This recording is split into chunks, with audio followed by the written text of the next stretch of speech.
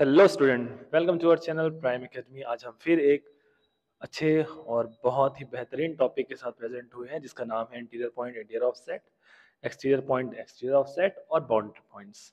इस पर बेस्ड हम कुछ क्वेश्चंस देखेंगे जो हमारे हमारे जो एग्जाम्स के लिए बेहद इंपॉर्टेंट है। तो ये थोड़ा ध्यान से अपन इसको डील करने की कोशिश करते हैं।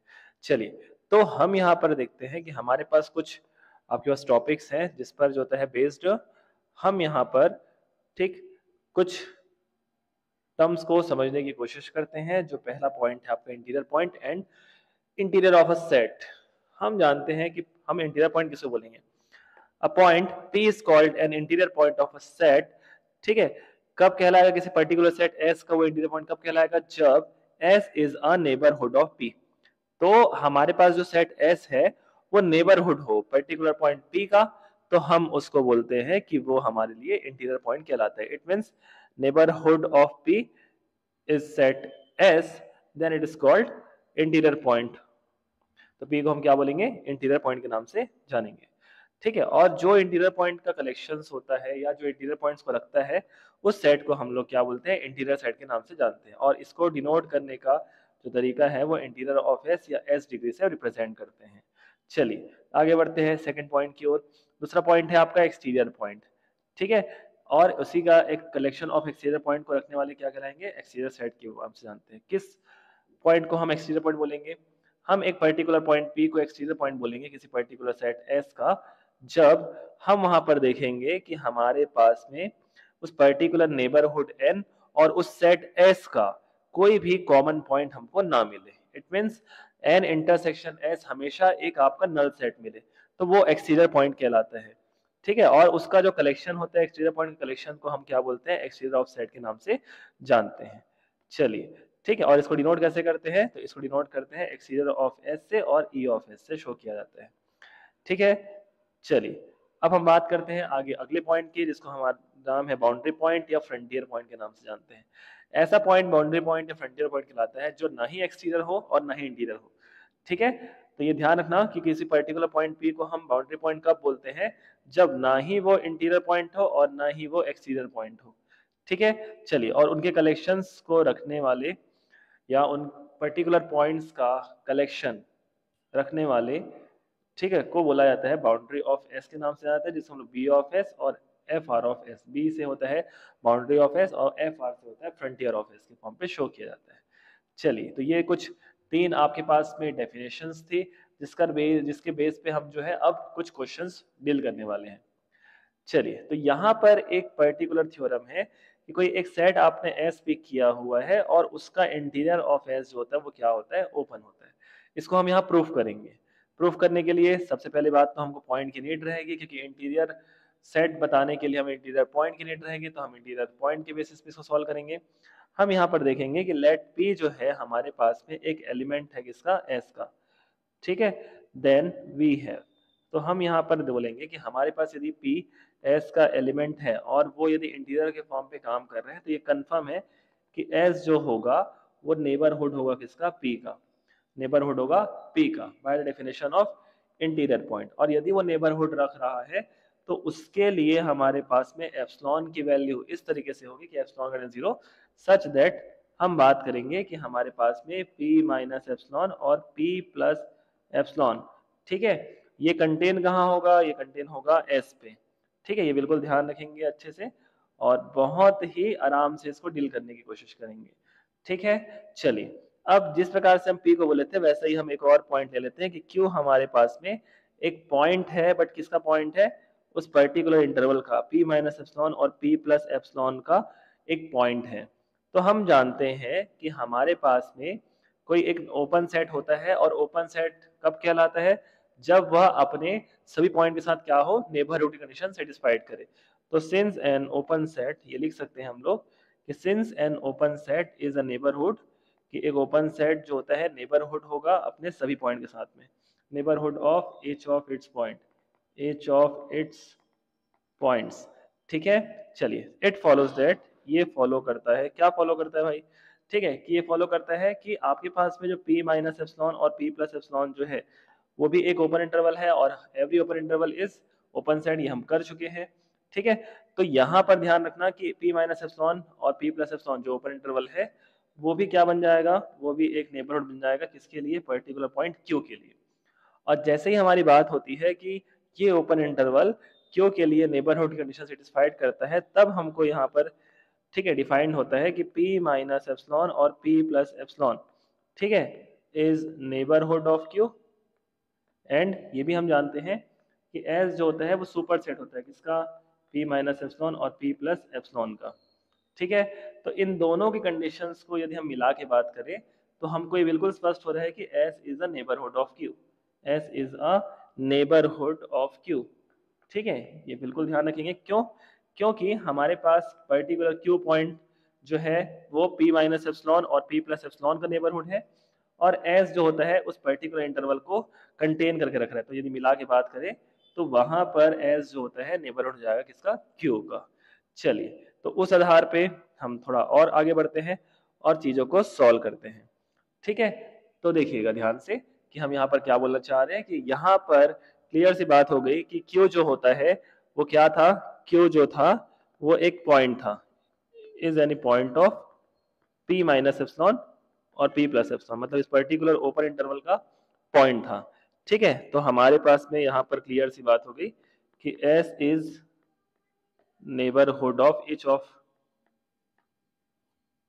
पॉइंट ऑफ, ऐसा लिखना चाहिए कि each point of open interval p minus epsilon and p plus epsilon, ठीक है। चलिए, ठीक है, और यहाँ पर यदि इस पर्टिकुलर ओपन इंटरवल के सभी पॉइंट पर नेबरहुड कंडीशन सेटिस्फाइड कर रहा है, तो देयरफॉर हम यहाँ बिल्कुल आराम से लिख सकते हैं कि एवरी पॉइंट ऑफ, इस पर्टिकुलर इंटरवल का, कि every point of p minus epsilon और p प्लस एप्सिलॉन, ठीक है, ध्यान रखेंगे, is an interior point, is an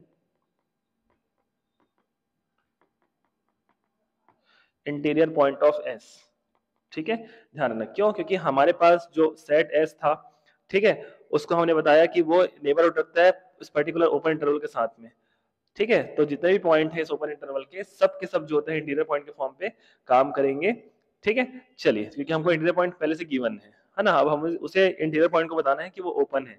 तो यदि हम उस इंटीरियर पॉइंट की कंडीशन ध्यान से देखें तो हमें ये मिलेगा कि p माइनस एप्सिलॉन और p प्लस एप्सिलॉन जो ओपन इंटरवल है इस पर्टिकुलर S इंटीरियर, ठीक है, पर कंटेन होगा।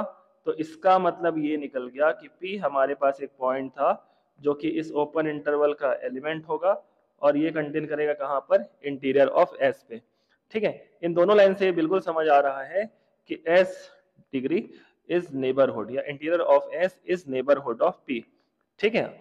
और इस प्रॉपर लाइन से हम ध्यान से देख सकते हैं कि यहाँ पर P जो है, ठीक है, वो एक पर्टिकुलर नेबरहुड पॉइंट है S डिग्री के लिए, या फिर इंटीरियर ऑफ S के लिए। तो interior of S is neighbourhood of P, ठीक है। तो ये क्लियर हो गई कि यहाँ पर P जो है वो S इंटीरियर का एलिमेंट है, ठीक है, और हमारे पास में जो S इंटीरियर है वो नेबरहुड है किस पर्टिकुलर पॉइंट का, P का। और यदि पर्टिकुलर पॉइंट P का है तो ये बिल्कुल कंफर्म है कि वो अपने सभी पॉइंट के साथ में of each of its point, each of its point, अभी सभी पॉइंट के साथ में क्या होगा, नेबरहुड की कंडीशन सेटिस्फाइड करेगा। और ये जो लाइन है, ये लाइन होती है ओपन सेट की डेफिनेशन, ठीक है। तो therefore S degree is an open set, ठीक है। तो ये बेहद आसान क्वेश्चन है, बहुत ध्यान से इसको ऑब्जर्व करेंगे और ध्यान से सीखेंगे इस पर, ठीक है, क्योंकि इंपॉर्टेंट क्वेश्चन है इसलिए इसको ध्यान से बनाना होगा, ठीक है। चलिए, अब हम बढ़ते हैं अगले क्वेश्चन की ओर। अगला क्वेश्चन हमारा ये है कि कोई इंटीरियर सेट होगा S, ठीक है, वो अपने सेट के साथ क्या करता है, कंटेन होता है, या सेट के अंदर कंटेन होता है, ठीक है। तो इस लाइन को बहुत ध्यान से समझेंगे, ऑब्जर्व करेंगे, और ये बहुत छोटा सा है, ज्यादा बड़ा नहीं है, बस एक प्रॉपर्टी को अप्लाई करना है और देन ये फुलफिल हो जाएगा, ठीक है।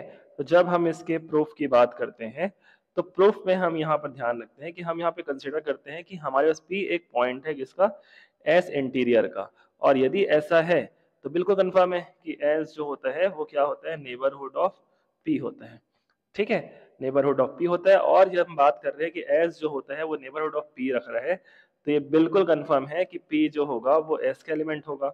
अब हमने स्टार्ट किया था कि P हमारे पास में S इंटीरियर का एलिमेंट था, जो वर्तमान में अब P जो है वो S का एलिमेंट हो गया, इसका मतलब ये हो गया कि हमको कि एस, या हम ऐसा लिख सकते हैं इसको कि P जो था वो S डिग्री का एलिमेंट है, अब जो है P जो है वो S का एलिमेंट हो गया, तो देयरफॉर हम बोल सकते हैं कि S डिग्री जो होता है वो S के अंदर क्या करेगा, कंटेन करेगा, और हमें यही ही प्रूफ करना था। ठीक है, चलिए फिर आगे बढ़ते हैं हम।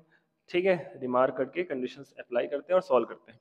रिमार्क में कुछ कंडीशंस आएंगी, उन फुलफिल करने हैं उन कंडीशंस को कि S interior is the largest open set. ये बहुत इंपॉर्टेंट लाइन है, ध्यान से सीखिएगा कि एस इंटीरियर बोलना चाहिए, इंटीरियर ऑफ एस बोलना चाहिए, वो सबसे बड़ा ओपन सेट होता है जो एस में कंटेन होता है।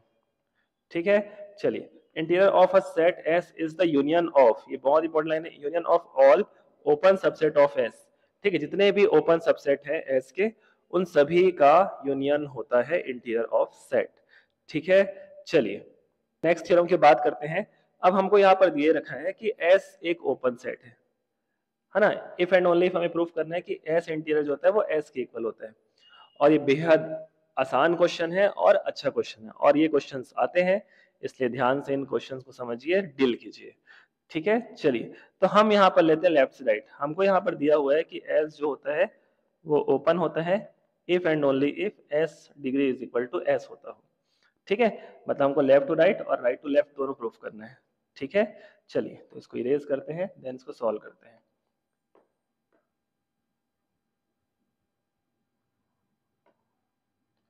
चलिए प्रूफ स्टार्ट करते हैं। देखिए हम यहाँ पर कंपेयर कर लेते हैं कि एस जो होता है हमारे पास में क्या है, एक ओपन सेट है, बी एन ओपन सेट। हमारे पास एस जो होता है एक ओपन सेट को शो कर रहा है। अभी जस्ट अभी थोड़ी देर पहले ये देखा था कि हमारे पास में यदि हम बात करते हैं कि हमारे पास पी कोई इंटीरियर पॉइंट का एलिमेंट है तो एस वहां पर नेबरहुड होता है पर्टिकुलर पॉइंट पी का। इसका मतलब पी जो था वो एस का एलिमेंट था, तो देयरफॉर एस डिग्री जो था वो एस के अंदर कंटेन कर रहा था। ये क्वेश्चन नंबर फर्स्ट दे सकते हैं इसको हम लोग। ठीक है, और अभी जस्ट थोड़ी देर पहले ही हमने एक और थ्योरम देखा था कि S interior is the largest open set containing by S. ठीक है, तो ये बहुत इंपॉर्टेंट है, इसको ध्यान से देखेंगे कि सिंस कि S interior is the largest open set contained in open set contained in S. ठीक है, और पहले से पता है कि एस क्या है, ओपन सेट है। ठीक है, तो एस यदि ओपन सेट है और वो कंटेन कहाँ हो रहा है, एस इंटीरियर पे हो रहा है, तो देयरफॉर हम यहाँ बोल सकते हैं कि एस हमारे पास ओपन सेट था, और सबसे लार्जेस्ट ओपन सेट कौन सा होता है, वो होता है एस इंटीरियर। ठीक है, ये कंडीशन जो है ये एलिमेंट के बेसिस पे आया हुआ है कि एस यदि कोई ओपन सेट है तो एस इंटीरियर जो होता है कंटेन बाय एस होगा, और हम जानते हैं कि सबसे बड़ा ओपन सेट हमारा इंटीरियर सेट होता है, तो एस जो होता है वो कंटेन कहाँ करेगा, एस इंटीरियर पे कंटेन करेगा। अब from equation number first and second हमको ये दिख रहा है समीकरण एक और समीकरण दो से कि एस इंटीरियर एस पे कंटेन कर रहा है और एस जो होता है एस इंटीरियर में कंटेन कर रहा है। इसका मतलब ये होता है, ये तभी पॉसिबल है, एस इंटीरियर जो है ये तभी पॉसिबल है जब एस इंटीरियर जो है एस के इक्वल हो। ठीक है, ये बिल्कुल अच्छे से ध्यान रखेंगे, और ये बहुत आसान क्वेश्चन था। इसके साथ ये चीज प्रूफ होता है कि हमने ये बता दिया कि इंटीरियर ऑफ एस जो होता है वो एस के इक्वल होगा, बस ये कंडीशन ये होनी चाहिए कि एस वहां पर ओपन सेट हो। ठीक है, चलिए फिर अब हम आगे बढ़ते हैं कि नेक्स्ट थ्योरम कि हमारे पास कोई एक सेट होगा S containing by T, then उसके जो इंटीरियर्स होते हैं वो भी आपस में सेम बिहेवियर रखते हैं, मतलब S interior contain by T interior. ठीक है, ये बेहद आसान क्वेश्चन है, कोई इसमें हार्ड नहीं है, ध्यान से इसको देखेंगे, पढ़ेंगे और सीखेंगे। अब यहाँ पे क्या करते हैं, हम बता देते हैं कि हमारे पास P जो होता है एक एलिमेंट है किसका, एस इंटीरियर का। और जैसे ही हम बात करते हैं कि हमारे पास P जो है वो एस इंटीरियर का एलिमेंट है, ठीक है, हमारे पास जो P है वो एस इंटीरियर का एलिमेंट है, देयरफॉर कि वहां पर एस क्या होगा, वो नेबरहुड होगा, S is neighbourhood of P। ठीक है, और हमको पहले से दिया हुआ है, क्या दिया है कि एस कंटेन कहाँ कर रहा है, टी पे, तो जैसा बिहेवियर एस का होगा वैसा बिहेवियर टी का भी होगा। ठीक है, तो T is also neighbourhood of P.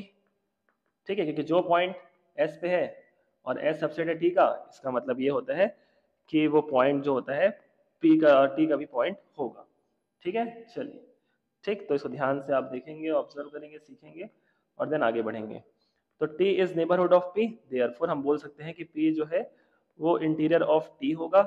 ठीक है, तो इसका मतलब ये फिर से निकल गया कि P जो था वो इंटीरियर ऑफ S था, जो अब P जो है वो इंटीरियर ऑफ T हो गया। तो therefore S interior containing by T interior, ये भी प्रूफ होता है।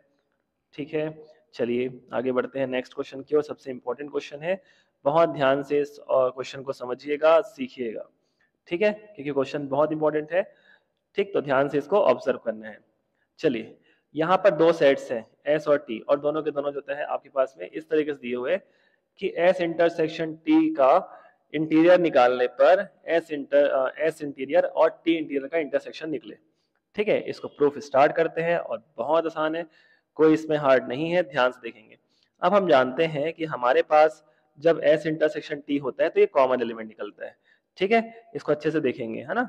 चलिए, तो हम एक चीज जानते हैं कि जो interior of S and T है वो कंटेन होगा S पे भी और कंटेन होगा T पर भी।